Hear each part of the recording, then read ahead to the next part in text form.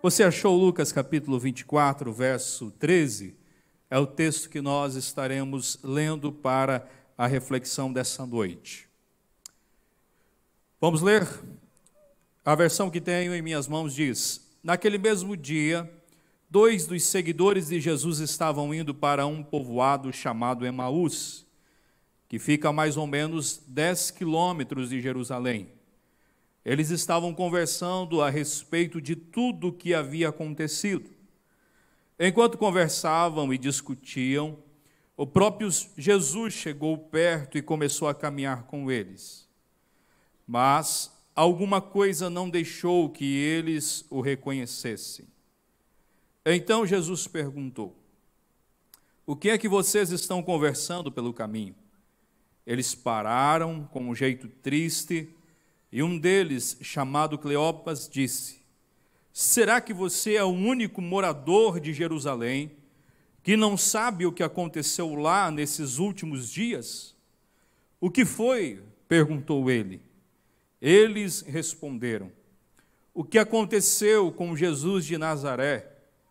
Esse homem era profeta e para Deus e para todo o povo, ele era poderoso em atos e palavras. Os chefes dos sacerdotes e os nossos líderes o entregaram para ser condenado à morte e o crucificaram. E a nossa esperança era que fosse ele quem iria libertar o povo de Israel. Porém, já faz 3 dias que tudo isso aconteceu. Algumas mulheres do nosso grupo nos deixaram espantados, pois foram de madrugada ao túmulo e não encontraram o corpo dele. Voltaram dizendo que viram anjos e que esses afirmavam que ele está vivo. Alguns do nosso grupo foram ao túmulo e viram que realmente aconteceu o que as mulheres disseram, mas não viram Jesus. Então Jesus lhes disse: como vocês demoram a entender e a crer em tudo o que os profetas disseram? Pois era preciso que o Messias sofresse e assim recebesse de Deus toda a glória. E começou a explicar todas as passagens das Escrituras Sagradas que falavam dele, iniciando com o livro de Moisés e os escritos de todos os profetas. E quando chegaram perto do povoado para onde iam, Jesus fez como quem ia para mais longe, mas eles insistiram com ele para que ficasse, dizendo: fique conosco, porque já é tarde e a noite vem chegando. Então Jesus entrou para ficar com os dois. Sentou-se à mesa com eles, pegou o pão e deu graças a Deus. Depois partiu o pão e deu a eles. Aí os olhos deles foram abertos e eles reconheceram Jesus, mas ele desapareceu. Então eles disseram um para o outro: não parecia que o nosso coração queimava dentro do peito quando ele nos falava na estrada e nos explicava as Escrituras Sagradas? E eles se levantaram logo e voltaram para Jerusalém, onde encontraram os 11 apóstolos reunidos com outros seguidores de Jesus. E os apóstolos diziam: de fato, o Senhor foi ressuscitado e foi visto por Simão. Então, os dois contaram o que havia acontecido na estrada e como tinham reconhecido o Senhor quando ele partiu o pão.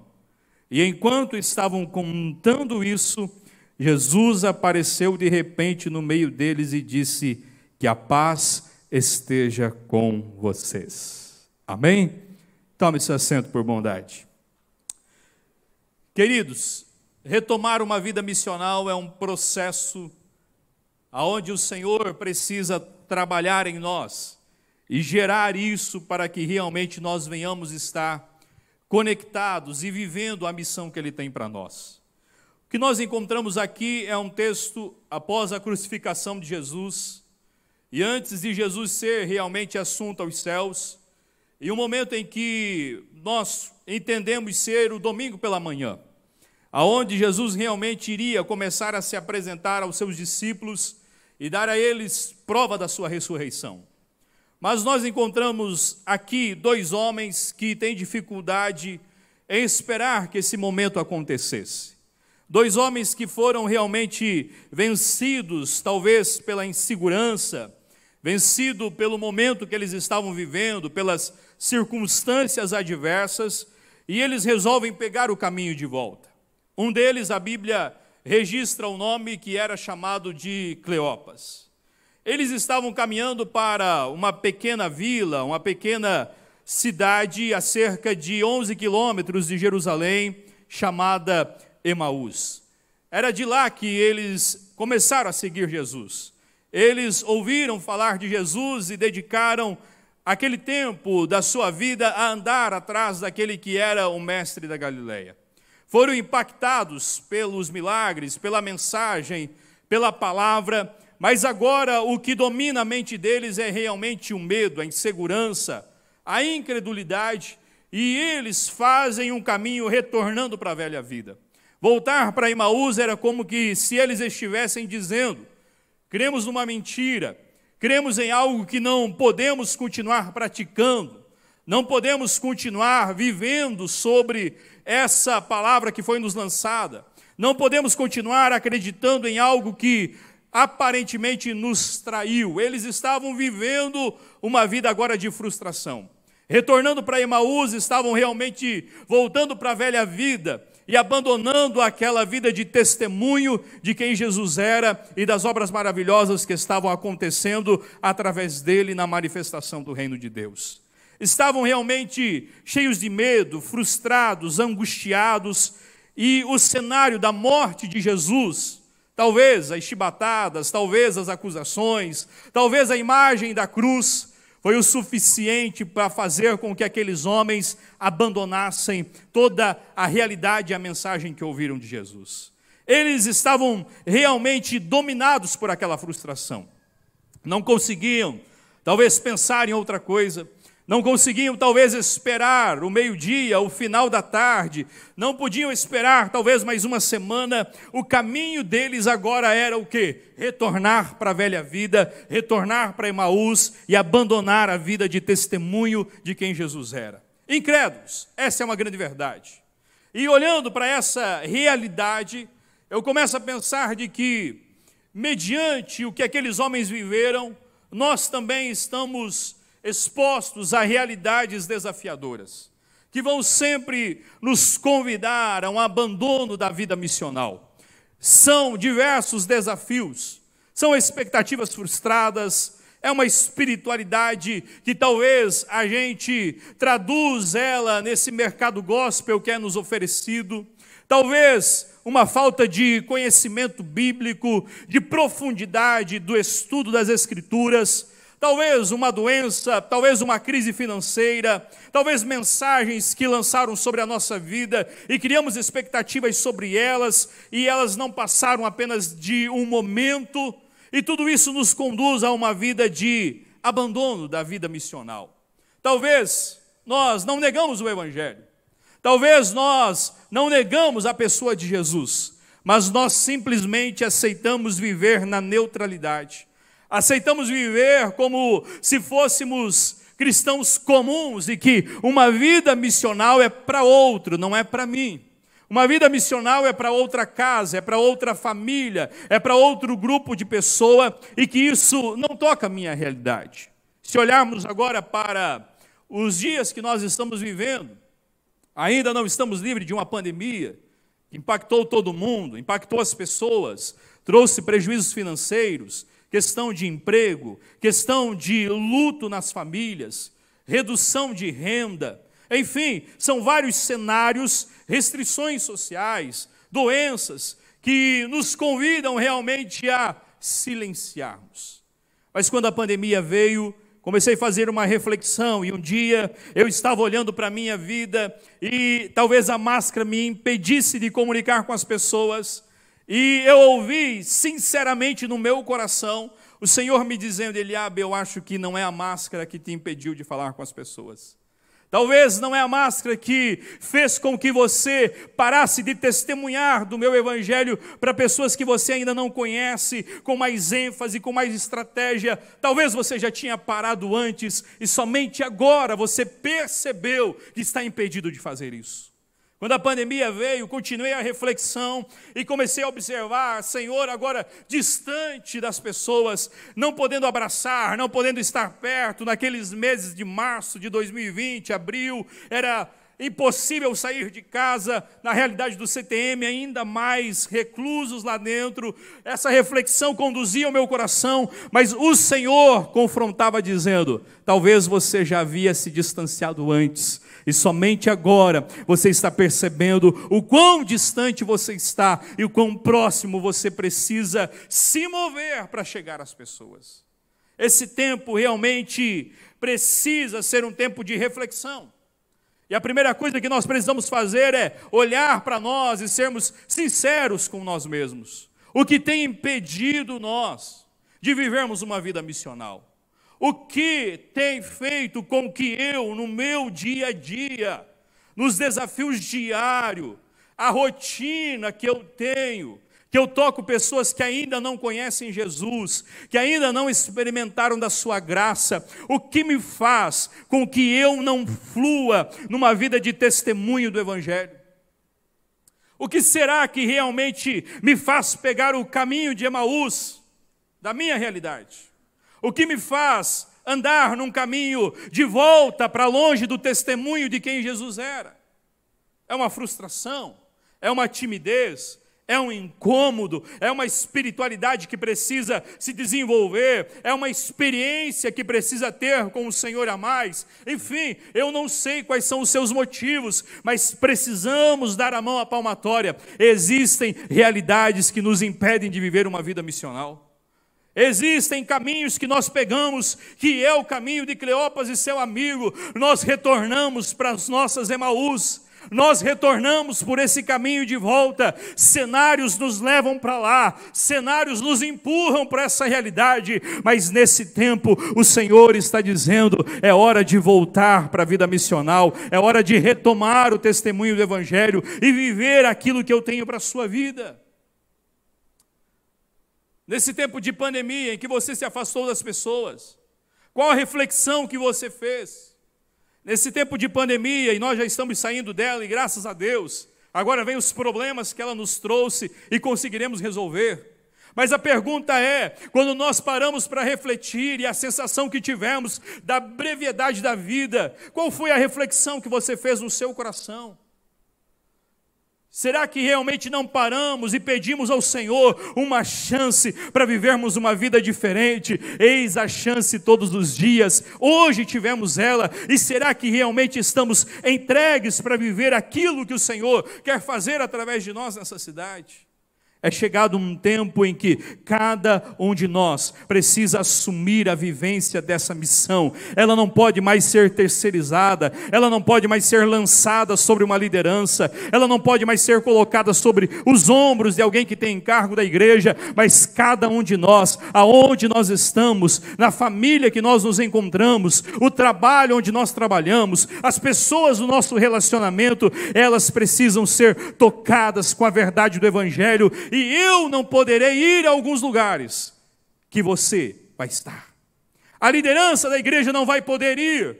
Você está lá e você precisa entender que lá você é chamado, um vocacionado, um escolhido do Senhor, alguém para viver uma vida onde o Evangelho vai transbordar de você e vai alcançar alguém, trazendo a ela virtude, graça e conhecimento de quem o Senhor é. Nós precisamos rever os caminhos que temos andado. Precisamos rever o abandono da vida missional que temos praticado. Precisamos fazer uma avaliação da nossa vida e aprender que o Senhor está nos chamando de volta para o propósito que Ele tem. Sempre haverá cenários desafiadores. Sempre haverá momentos difíceis que tentarão nos empurrar para fora da missão, que tentarão nos fazer viver uma vida de neutralidade, mas nós precisamos romper com eles, assim como aqueles homens foram encontrados pelo Senhor e viveram uma transformação, nós também precisamos viver. E olhando para esse texto, eu queria destacar algumas verdades e algumas coisas que nós precisamos praticar em nossa vida para viver uma retomada da prática missional. E a primeira coisa que eu aprendo aqui é de que, para vivermos uma vida mais missional, precisamos entender que o Senhor continua fazendo movimentos ao nosso encontro, independente do cenário que nós estamos vivendo. Aqueles homens resolveram abandonar, aqueles homens deixaram o grupo de discípulos lá, e não foram mais companheiros, parceiros daquele processo que eles estavam vivendo. Todos estavam angustiados, todos estavam de certa forma frustrados e esperando por uma mudança de cenário.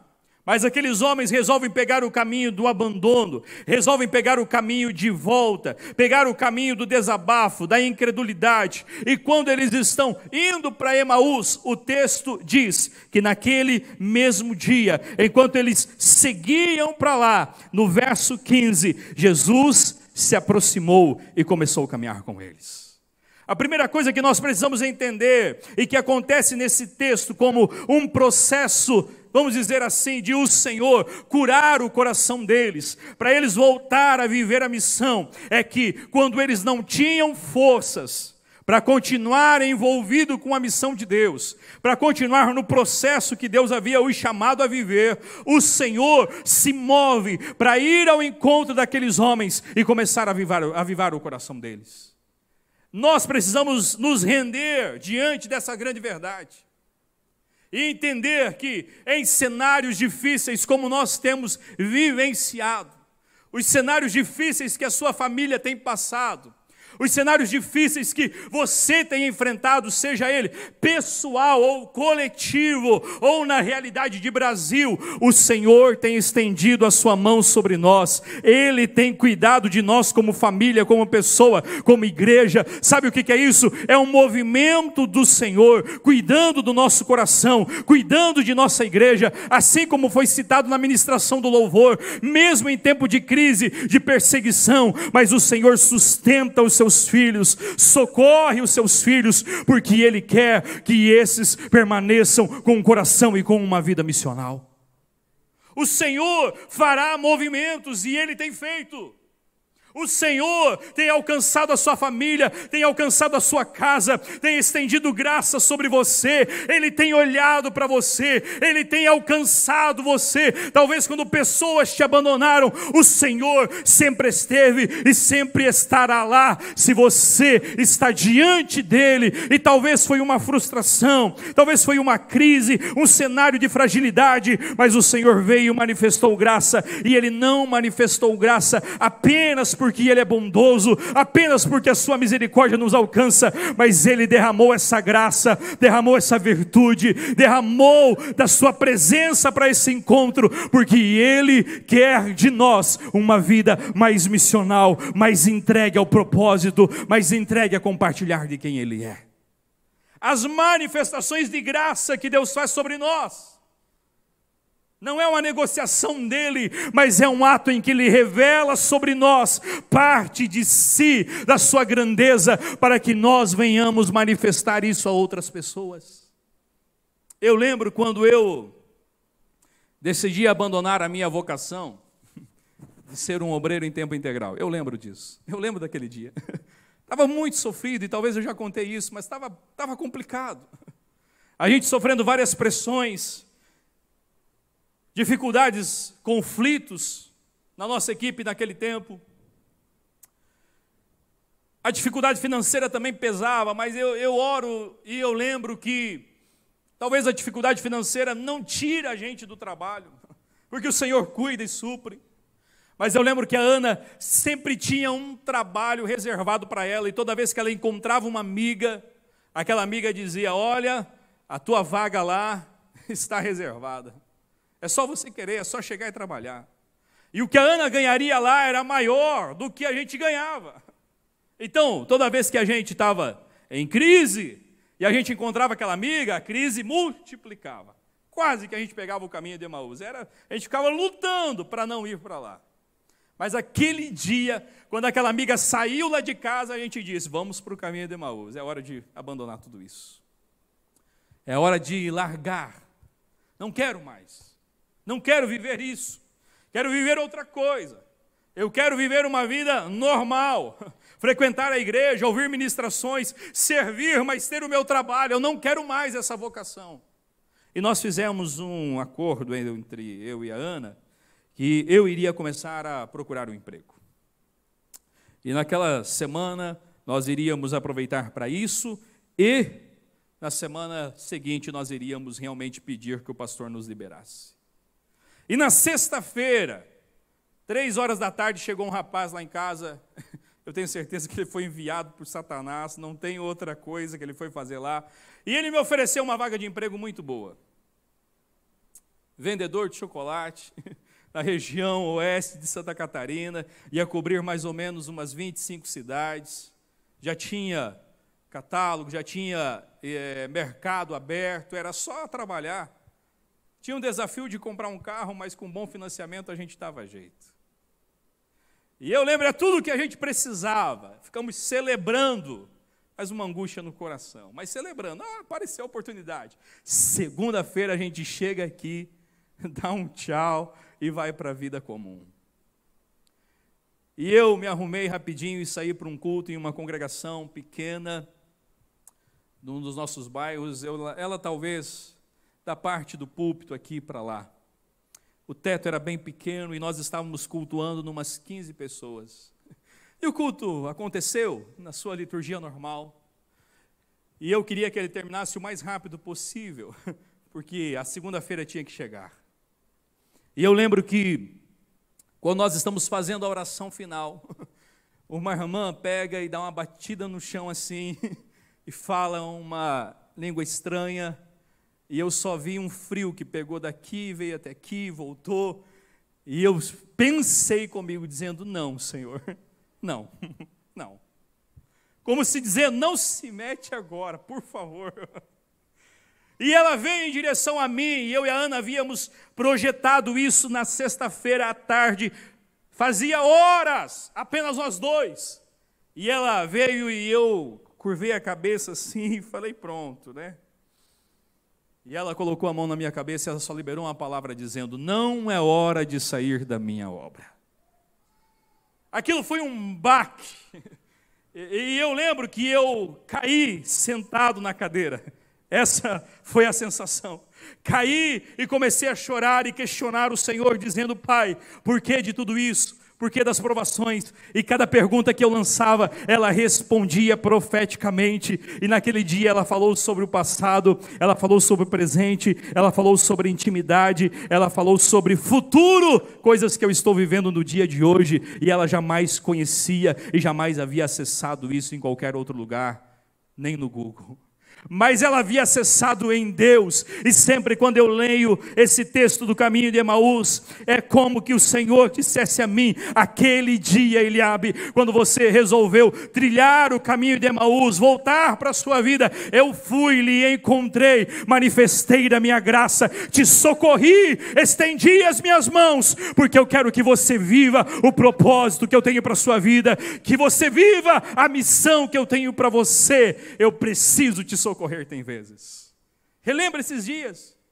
Relembra o dia de hoje. Relembra esse mês. Quanta graça tem te alcançado. Quantas coisas tem tocado a sua vida. Quantas coisas tem acontecido próximo de você. Mas você está de pé. Você está firme. Porque o Senhor tem caminhado ao seu encontro, manifestando graça. E Ele tem um propósito em tudo isso. Que você viva uma vida mais missional. A segunda coisa que acontece nesse texto e que me chama muito a atenção, porque faz parte do processo de se envolver em uma vida missional, é que quando Jesus se aproxima e começa a conversar com aqueles homens, eles começam a abrir o coração. É interessante que eles são rápidos em falar das suas frustrações. Quando Jesus questiona eles, dizendo, por que vocês caminham tristes pelo caminho? Eles começam a reclamar rapidamente. Questionam ele, dizendo, olha, você não sabe o que aconteceu. E começa a falar das suas frustrações de maneira apressada. É um desconhecido, eles não sabem quem é, mas as frustrações começam a sair, os seus medos começam a sair, a incredulidade começa a sair, a preocupação começa a vir para fora na fala daqueles homens. Eles realmente abrem o coração. E quando nós chegamos no final do texto e a gente vê o resultado de tudo isso, eu começo a ver que essa parte de falar é extremamente importante para que depois eles vivam a transformação que eles viveram.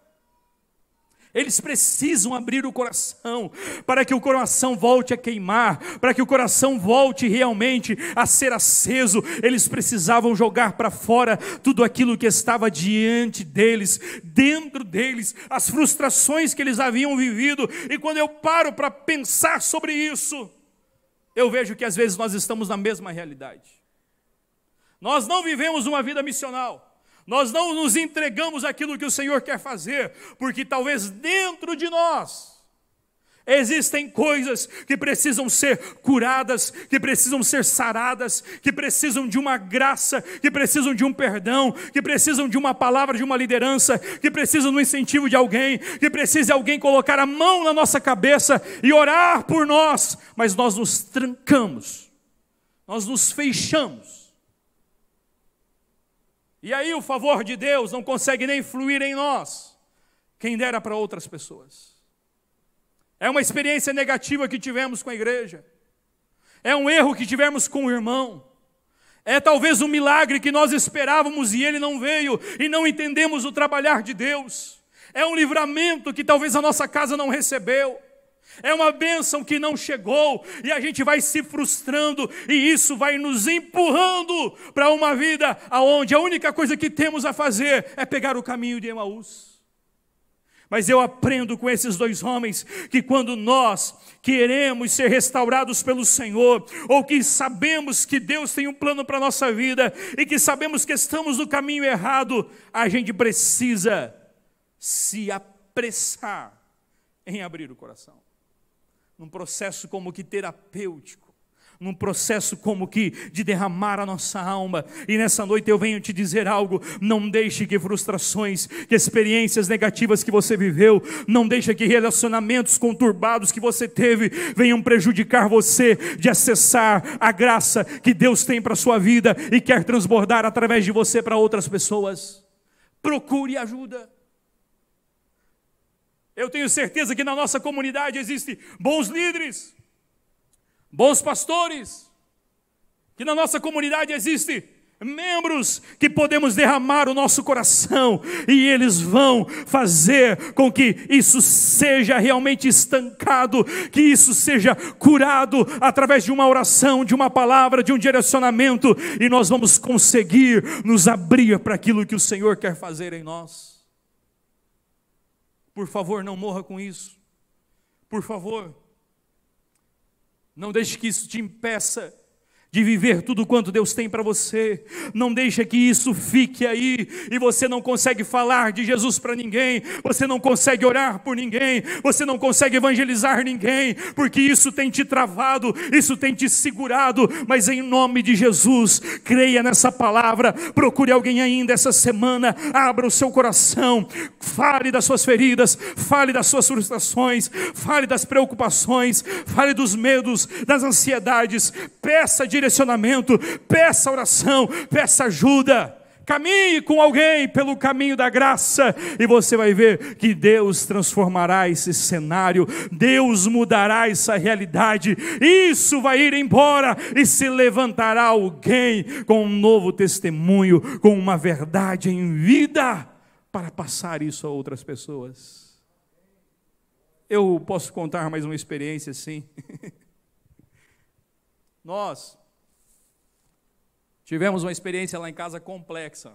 A gente não gosta de passar por cenários desafiadores no ministério. A gente não gosta, gente. Mas se a gente não passar por eles, eles não dão bagagem para nós. E, gente, a minha esposa, Ana, abençoada, ela teve uma dificuldade uma vez com uma irmã da igreja. E aquela irmã tinha um espírito, ou melhor dizendo, ela era bem comunicativa. Então ela fez com que aquele problema chegasse a inúmeros irmãos bem rapidinho. Tinha uma habilidade. E aquilo machucou muito a Ana. Mas, gente, machucou demais. Machucou muito. E eu lembro que aquilo trouxe diversos questionamentos sobre o que a gente estava fazendo em relação ao nosso trabalho também. Foi 2 crises que a gente teve forte em relação à vocação. Depois não tivemos mais. Mas a Ana queria que o Senhor justificasse aquilo diante de toda a comunidade. Porque vários irmãos ficaram sabendo do atrito e pela fala da irmã, julgavam mal a Ana. Enfim. E eu lembro que aquilo foi contaminando, sabe? Vai manchando. E aquilo foi realmente fazendo com que o testemunho do Evangelho, a alegria da salvação, a vida missional fosse deixada de lado. E eu lembro que um dia nós estávamos indo para o programa de rádio, e eu e a Ana estávamos passando assim, e o pastor abordou nós. E ele falou: Ana, está tudo bem? E a Ana: está tudo bem, pastor. Ana, está tudo bem? Tudo bem, pastor. E ele disse uma terceira vez: Ana, está tudo bem com você? E a terceira vez, uma autoridade tomou ele ao ponto que ela não pôde dizer que estava tudo bem.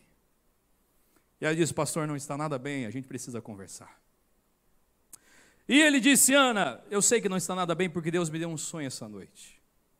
Deus me mostrou que você corria em direção a um poço para tirar a sua vida. E eu, como seu pastor, corri à frente de você, entrei nesse poço e me coloquei como que no meio dele, me segurando pelas mãos e pelos pés, para impedir que você caísse no fundo dele. Mas a grande surpresa que eu tive é que quando você chegou próximo ao poço, você não caiu com o corpo todo, mas você caía em pedaços. Como que alguém que estava desmanchando. E quando ele contou essa experiência, enfim, a gente viu que Deus estava naquele negócio. Então abrimos o coração, falamos o que estava acontecendo, as frustrações. E Deus começou um processo de sarar aquilo. Mas eu lembro que não foi suficiente. E um dia a Ana foi para um retiro, olha a manifestação da graça de Deus, mas não foi suficiente. E um dia a Ana estava num retiro e a Ana começou a orar e dizer: Deus, o Senhor não vai fazer nada. Relembrou a crise, irmão. Que a gente faz isso, né? A gente dá uma mexida lá, volta e meia, e pega o problema que já era para estar esquecido. E naquele retiro, a Ana começou a orar: Deus, eu queria que o Senhor mostrasse, eu queria que o Senhor fosse justo em relação àquele problema. E de repente vem a preletora e coloca a mão na cabeça dela e diz assim: filha, tu se frustrou com uma pessoa, né? E a Ana, sim. Ela falou assim: eu só quero que você pare de me pedir uma coisa: justiça, porque eu não vou fazer do seu jeito e da sua maneira. Eu não vou agir do jeito que você está pedindo. Mas, para que você continue fluindo no meu propósito, eu vou te dar um dom hoje que vai marcar a vida das pessoas. O dom de abraçar pessoas e, através do teu abraço, elas serem curadas. E pronto, virou as costas e foi embora. E aquilo renovou a Ana, curou ela, sarou o coração. E vários irmãos depois testemunharam durante os dias que o abraço da Ana curou eles, que o abraço da Ana trouxe respostas ao coração deles. E hoje no CTM, particularmente, às vezes quando a coisa está meio enzebrada, Ana, vai lá abraçar o fulano, vai lá. Enfim, a gente tenta dar uma ousada também no dom, né? Mas brincadeiras à parte, mas flui. E quando eu relembro isso, eu volto ao texto e eu pergunto a mim mesmo: será que eu estou permitindo que cenários difíceis, que experiências difíceis venham trancar a minha voz de falar daquilo que o Senhor tem feito? Será que as minhas frustrações não estão me impedindo de viver a missão que Deus tem? Será que as circunstâncias que eu estou vivendo, será que realmente elas não estão fazendo com que eu retorne para Emaús, que eu abandone aquilo que Deus tem para a minha vida? Se isso está acontecendo, que a gente possa ouvir o Espírito Santo nessa noite dizendo: abra o coração, derrame a sua alma, porque há feridas aí dentro que precisam ser saradas, que precisam ser acompanhadas, para que isso venha a se transformar em cura para outras pessoas e não apenas para você. Aqueles homens abriram o coração, e isso fez parte do processo de Deus fazer com que eles retomassem uma vida missional. Então, em nome de Jesus, procure alguém crente, não um murmurador, por favor. Alguém crente, que vai liberar uma palavra de Deus sobre a sua vida, que vai lhe acompanhar nesse processo, porque você tem experiência com Deus, porque você já viu coisas extraordinárias de Deus acontecendo, porque você já acessou aquilo que o Senhor pode fazer, e você precisa comunicar isso a outras pessoas, e essas circunstâncias adversas não podem continuar te impedindo de viver a missão que Deus tem para a sua vida. Não apenas abrir o coração, mas eu vejo que esses homens foram também conduzidos por Jesus, no processo de ter uma vida mais missional. A exposição das Escrituras. Depois que eles abrem o coração, Jesus começa com eles um processo de trazer a eles a reflexão da palavra de Deus. E Jesus começa uma exposição clara e objetiva de toda a palavra, e o texto vai dizer: começou a explicar a eles todas as passagens das Escrituras Sagradas que falavam dele, iniciando com os livros de Moisés e os escritos de todos os profetas. Não apenas abrir o coração, mas ser conduzido às Escrituras vai nos fazer acessar e viver uma vida mais missional. Jesus corrige aqueles homens, o comportamento deles, o abandono deles da missão. Jesus corrige, e não corrige por outra coisa a não ser pelas Escrituras. Jesus vai às Escrituras e começa a retomar com eles tudo que Moisés falou, tudo que os profetas falaram, e vai trazendo a eles o entendimento. E enquanto a frustração vai saindo, a palavra vai adentrando, vai assumindo a posição no coração deles, e aonde a palavra de Deus entra e ocupa o seu determinado lugar, ela nos move para uma vida diferente e para vivermos aquilo que o Senhor tem para nós. O problema é que nós talvez estamos trilhando o caminho de Emaús porque nos distanciamos das Escrituras, porque nos afastamos da palavra de Deus, deixamos a reflexão dela, a meditação dela apenas para 1h30, 2 por semana, em um lugar como esse.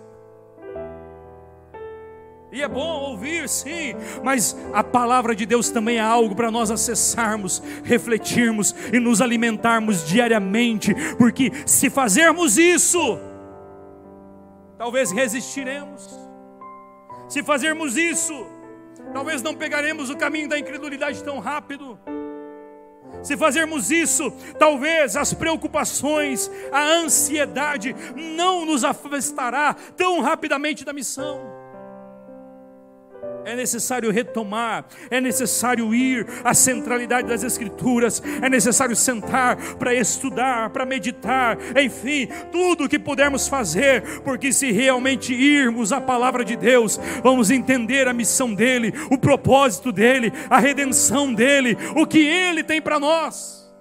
Mas se nos afastarmos das Escrituras, o que nos restará é sermos movidos por ventos, por falsas doutrinas, por uma espiritualidade barata, por uma espiritualidade individualista, materialista. Só nós, que não pensa no outro, que não serve o outro, que não entende o porquê de missão, que não entende o porquê de se mover, porquê de evangelizar, é porque realmente nos afastamos das Escrituras. Mas se retomarmos ela, com certeza faremos um retorno no caminho de Emaús e viveremos aquilo que o Senhor tem para nós.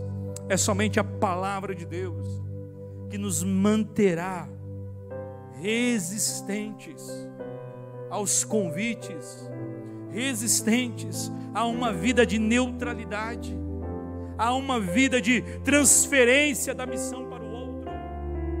Se irmos à palavra de Deus, vamos encontrar vida, vamos encontrar água para nós e poderemos apontar o caminho para outros. Agora, se não irmos, provavelmente nós morreremos de sede. Algumas perguntas precisam ser feitas. Quanto você tem lido das Escrituras? O quanto você tem se dedicado a entender ela? O quanto você tem se aplicado em estudar a palavra de Deus? O quanto que a sua vida tem sido transformada pela palavra?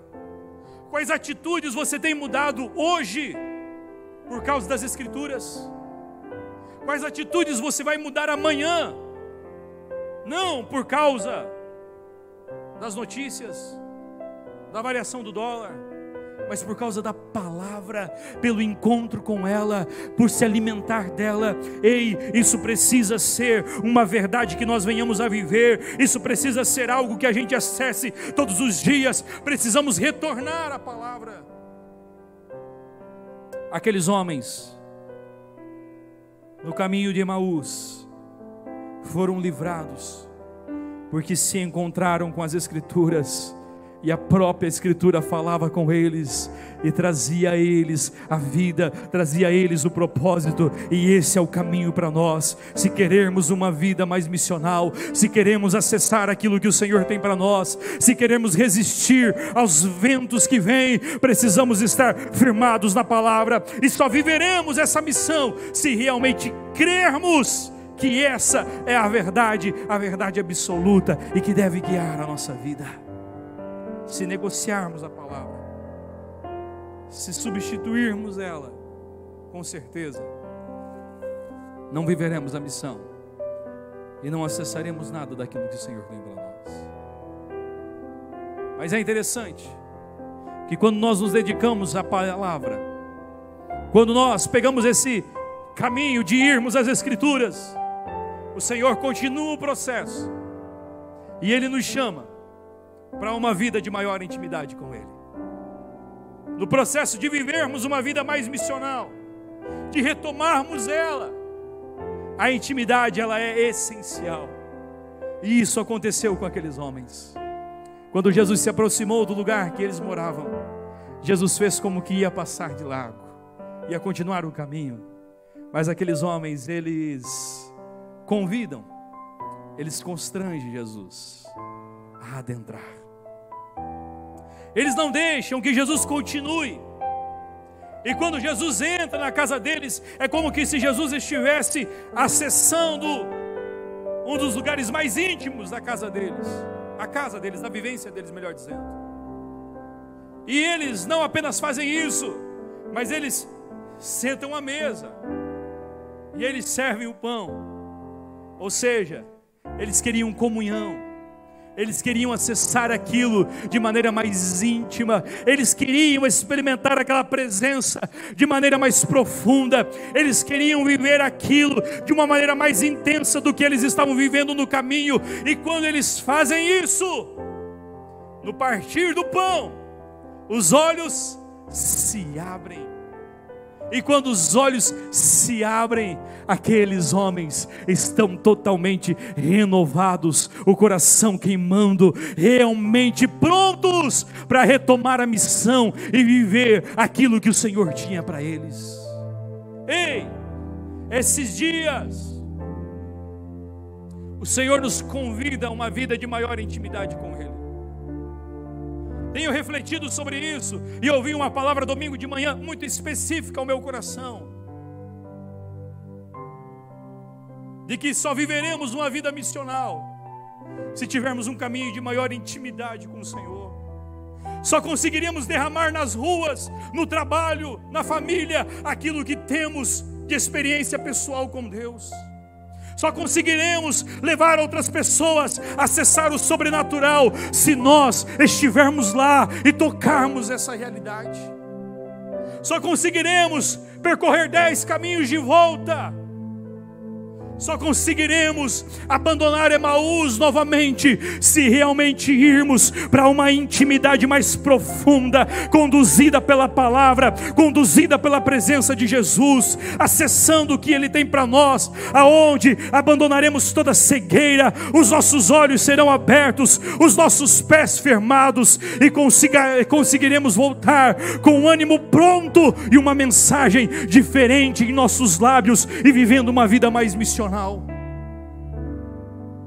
Retornaremos a lugares, retornaremos às ruas, retornaremos ao nosso emprego, retornaremos à família com uma mensagem diferente que a deixamos. Aqueles homens deixaram Jerusalém murmurando, incrédulos, medrosos, duvidando, mas eles retornaram para Jerusalém, depois de tudo que aconteceu, com seus passos firmes, cabeça erguida, e quando adentraram na casa, contaram aos outros discípulos: olha, o que as mulheres disseram é verdade, Jesus está vivo, Ele esteve com a gente, Ele passou lá em casa, a gente viveu um processo com Ele, e retomamos a vida de testemunho. E não só isso aconteceu, mas enquanto eles testemunhavam, Jesus se apresenta e diz: a paz seja com todos. E a paz inundou aquela casa, como que Jesus confirmando a mensagem daqueles homens. Ei, esse mesmo caminho é o caminho possível a todos nós. Esse mesmo viver, essa mesma experiência, é uma experiência que nós podemos ter, porque a graça tem nos alcançado, o Senhor tem vindo ao nosso encontro, seja numa palavra, seja numa ligação, seja numa mensagem profética, seja num abraço. O Senhor tem nos encontrado nos caminhos de Emaús que temos percorrido. Ele tem preparado ambientes para abrirmos o coração, abandonarmos as frustrações. Tem colocado gente do nosso lado, é só fazer, é só praticar. Ele tem nos dado acesso à palavra que muitos não podem ter em volta do mundo, mas nós podemos ter 1, 2, 3, quantos exemplares quisermos, quantas versões quisermos. É só irmos à fonte, bebermos dela, e ela vai sarar, ela vai alimentar, ela vai matar a sede, e ela vai preparar um caminho para a intimidade, porque essa porta está aberta. Se desprenda, deixe algumas coisas de lado, sacrifique outras, mas pegue o caminho da intimidade, porque isso vai transformar você, isso vai mudar a sua vida, isso vai acender o seu coração, assim como queimou o coração daqueles homens, assim como incendiou a vida deles, aonde toda a frustração foi embora, toda a tristeza foi embora, e ânimo pronto, mensagem nos lábios, pés caminhando em direção a Jerusalém, porque eles tinham uma nova mensagem. Isso o Senhor quer fazer conosco. Há uma mensagem que Blumenau precisa ouvir, há uma mensagem que Santa Catarina precisa ouvir, o Brasil precisa ouvir, as nações precisam ouvir. E quem carrega essa mensagem? Uma igreja que anda no caminho de ter uma vida mais missional. E eu quero terminar dizendo que, se pegarmos esse caminho, o Senhor, pela sua graça, continuará fazendo o que Ele fez com esses 2 discípulos. Ele continuará confirmando a nossa pregação, porque eu imagino eles dizendo aos outros: Jesus está vivo, Jesus está vivo. E enquanto eles diziam Jesus está vivo, Ele se apresenta dando um sinal, mostrando que aquilo que eles estavam pregando era verdade, confirmando a mensagem daqueles homens. E é para isso que nós precisamos orar nesses dias. Que se nós orarmos por cura, que Ele se revele curando. Que se nós orarmos por restauração, que Ele se revele restaurando. Se orarmos por salvação, que Ele se revele salvando pessoas. E se assim agirmos, ousados, crendo e praticando uma vida missional, eu tenho certeza que essas experiências, elas passarão de testemunhos distantes de nós, para uma realidade do dia a dia, para uma vivência nossa, para algo de dentro de nossa casa.